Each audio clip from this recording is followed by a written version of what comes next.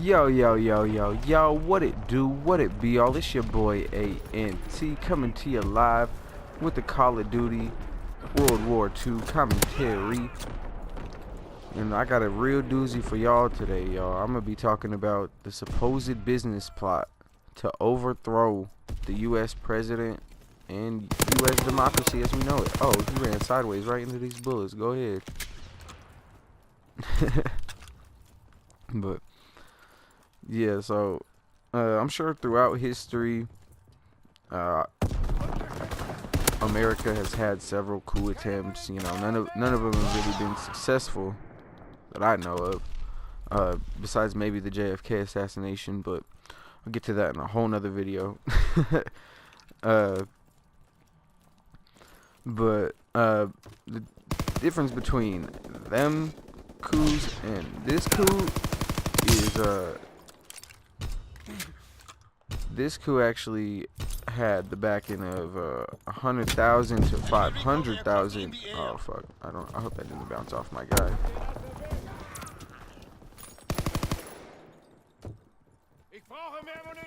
Oh, we finally took this building. Let's get it. Oh, dude's right fucking there. How we not even see you, dude? Goddamn.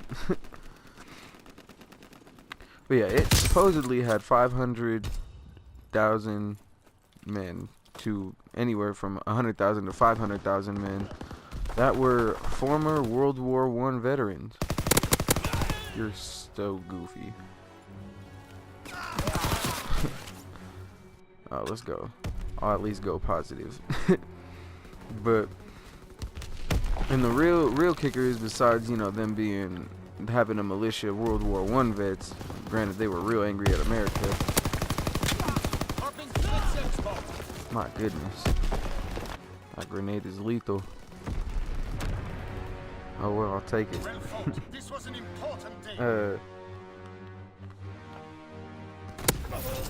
You know, not only did it have the financial, it also had the financial backing of some of the wealthiest names in America. You know, I'm not a historian or nothing, but from what I've been able to gather, and you know, some of the links in the description, I'll drop some of the shit I've been researching and all that. Let me tell y'all what I've been able to piece together and try and separate the facts from my own hypothesis on these events, and they could have drastically changed America, most likely for the worst. But let's get right into it. Late 1920s, early 30s, there was a lot of unrest in the U.S. And as you could imagine, we were going through a heavy recession. Great Depression was right around the corner, goddamn. And, you know, 1933, we would see Franklin Roosevelt get elected. He would become, in my opinion, one of the greatest presidents of all time. Not like he has much competition, though, because most of the presidents garbage as hell. But a year or two before Roosevelt took office, though, the president before him had thousands of World War I vets march on Washington, set up a little shanty town, and demand payment bonuses that were promised to them from the World War Adjusted Compensation Act of 1924. Excuse me, can't even talk today, goddamn. But this actually happened. They called themselves the Bonus Army, or the media called them the Bonus Army, and they were encouraged to march on Washington based on the persuasion from a retired Major General Marine by the name of Smedley Butler.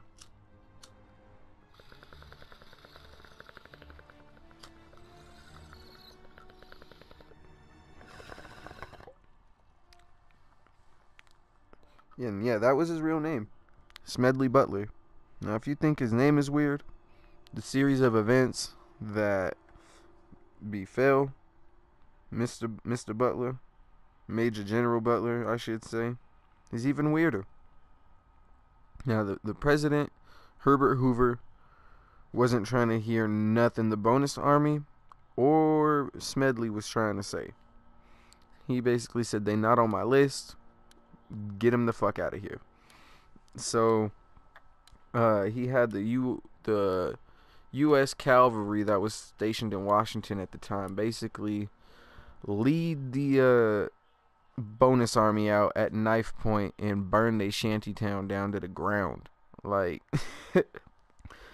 and, you know, of course, the American public was shocked. You know, can you imagine a president doing that nowadays? You know, if, you know, a Desert Storm veterans all, you know, started to march or protest on Washington, they brought in the troops on them, not even the police. They've called in the other troops on them. Like, yeah, that would definitely not fly in any time period I could imagine, especially in America.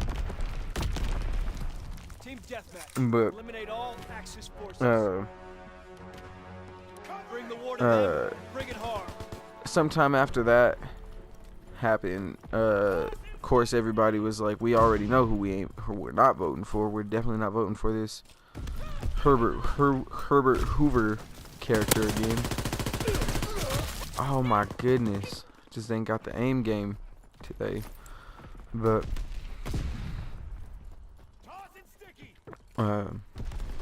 he got the high ground probably. We're breaking their backs. No, I knew it.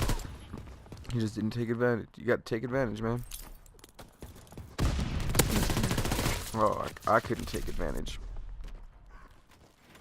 How I'm talking all that shit. But so Smedley decided, alright, I'm finna support what's his name? FDR, Franklin Roosevelt. That's gonna be my guy. And, you know, a little background on Smedley if I haven't given it already. This dude was like the G.I. Joe of the 1920s and 30s. Like, how can I put it? Like, he was like Chris Kyle, American sniper dude of the 1920s and 30s. Most decorated soldier in America. Decorated war vet, you know, all that. So, yeah, their team has no idea what the hell's going on over here.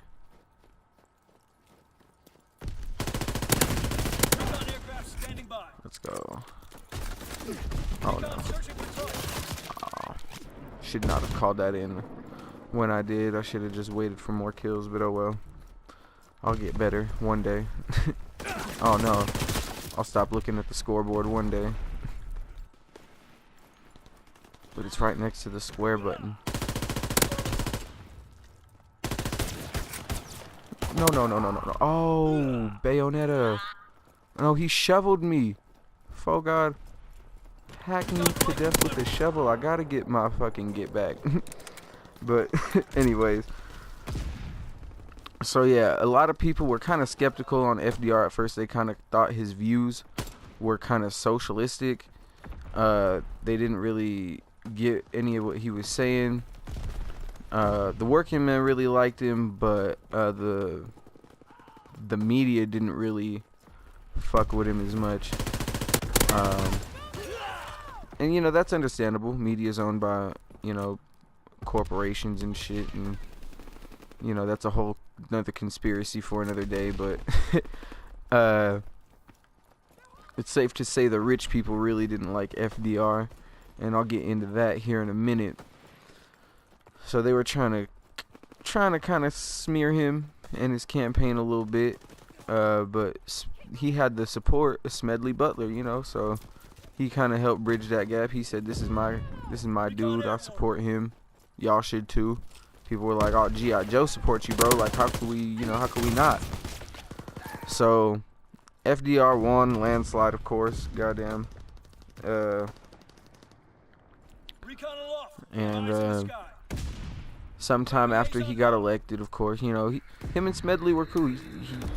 I think Smedley did a speech for him, or he attended a couple of his speeches, sent him a congratulations after he won his little shit.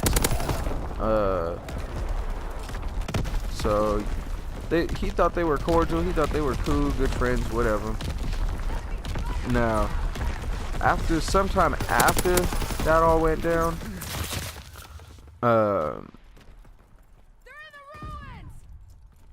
Smedley met with some high-ranking members of the American Legion. Yo, word. I was so goofy for that bullshit. Bro, who the fuck is aiming at me, B? Oh. Oh, the whole squad is aiming at me. Fuck. But,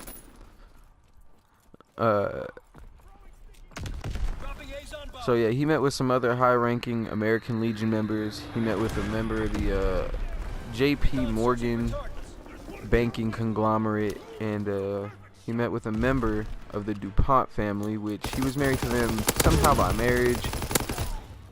You know, they whole family rich and all that, so he was a part of the fortune, kind of like as a representative.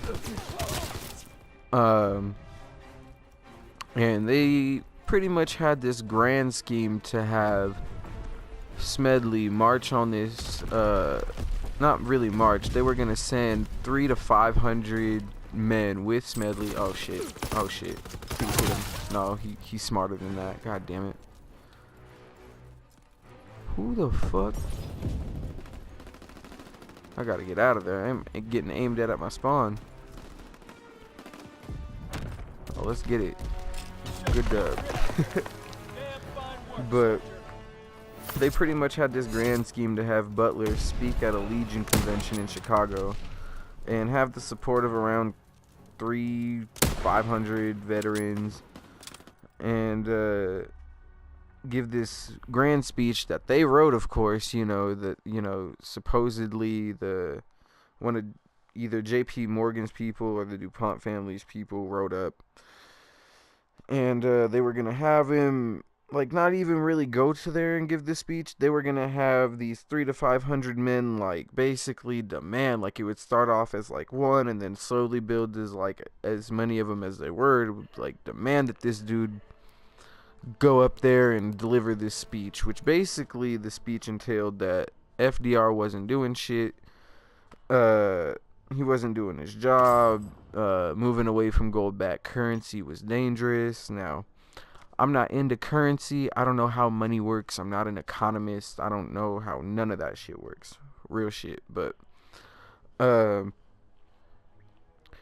some reason, FDR's big thing to move around or move away from gold-backed money really didn't like ruffled the feathers of a lot of rich people. They thought that was going to take away from their massive fortunes or something, which rich people just don't understand for some reason. Something that poor people do is that the rich always get rich, the poor get poor. Now, I mean, sometimes, you know, you could get rich, you know, staying rich is harder, but fucking, you know, it's always going to be true. You know, once you get rich, it's a lot harder to get broke, you know, once you're living off fame.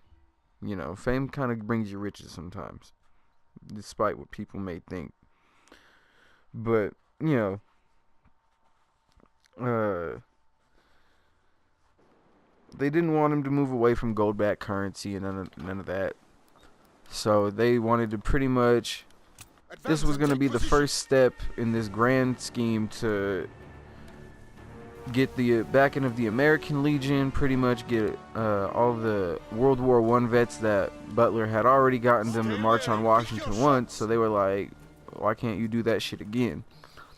So it pretty much was like, here's some money, we'll offer you a spot in this cabinet or whatever, you'll be a high-ranking member in this new, like, fascist regime. We're gonna disguise it as a democracy, but it's really gonna be like a fascist shit with, like, you know, kind of totalitarian overtones, this and that. But, you know, people are dumb as hell, so they'll fall for it, whatever.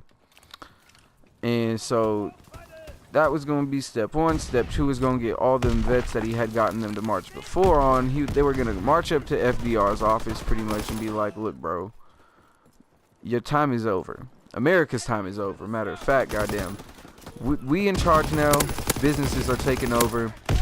And the crazy part is, if this is real, if this is all true, then if they really pulled this off and they had members of the J.P. Morgan conglomerate there and the DuPont family, who do you think would benefit it first?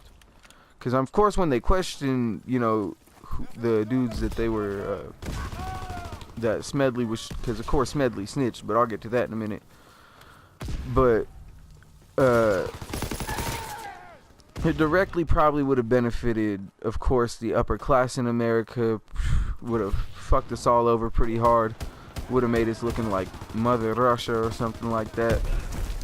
But, I mean, it didn't go down like that.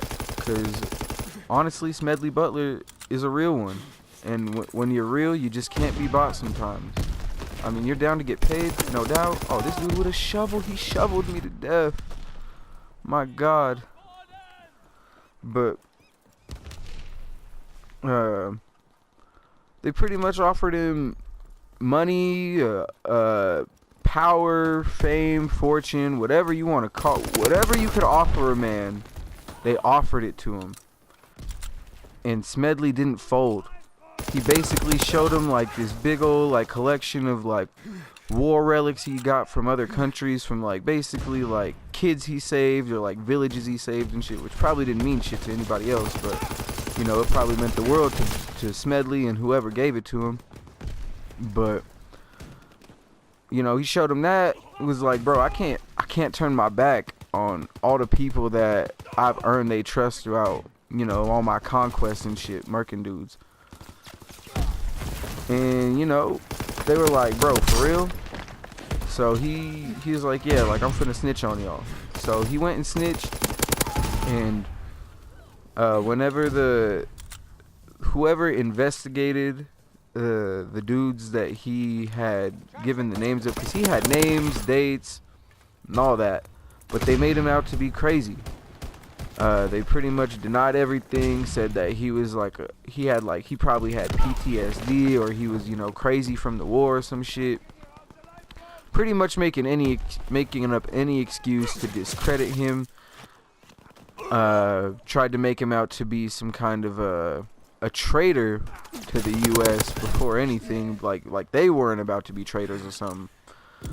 Which is crazy, because you know that's what money can do. It could just sweep your problems under the rug like that. They definitely pay, you know, I think the New York Times or Time magazine ran a story on it, basically saying this dude was crazy as fuck. There's no way this could have happened. But oh, that's my homie, and he getting shot at. I can't get shot at, goddamn.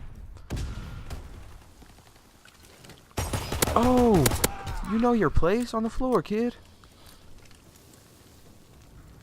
They up here. Let's get it. I smoked your homie in front of you. Switch to the shotgun before I finish this video. But yeah, so he went to the higher ups. They denied everything. They swept everything under the rug. I mean, Smedley's reputation was kind of ruined. But I mean, honestly, it just depends on whether or not you believe him or not. So, in my opinion, I believe him. I think all this shit happened to him. And, you know, if this really would have went down, then we wouldn't be where we're at today. We would be looking a lot like, I can't even think of the kind of destruction someone could cause with, you know, the manpower that the American Army had at the time, the influence. I mean, granted, we were going into like a Great Depression and all that, but we still had one of the strongest armies in the world. We were coming off a World War I dub, like, you know, who really wanted to fuck with us? But shout out to Smedley Butler, because he was no dummy and no traitor. Shout out FDR. You know, some people think he put us in the Depression even deeper, and you know, all that. You know, there's always gonna be haters. What are you doing, fam? Oh, y'all just thought y'all had that little hallway sewn up, but y'all losing. Y'all down on the scoreboard, kid. You're down on the scoreboard. You're down on the scoreboard, kid.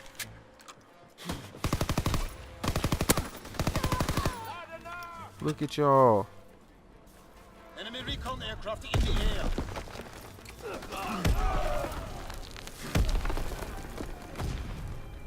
Y'all some goofies. Where y'all at? Trying to finish the game long and strong. Oh, let's get it. Got a kill. But Yeah, Excellent work. whether or not you think he's crazy, just a crazy ass World War I veteran, or this all really happened and we narrowly escaped being one of the fascists so hard to stop in wars, is up to you. But I hope y'all appreciate the info in this video. If you like it, go ahead, leave a like. Don't leave a dislike. This primo info, y'all. Goddamn. But it's been your boy ANT, the Elevated Gamer, aka the Above Average Gamer.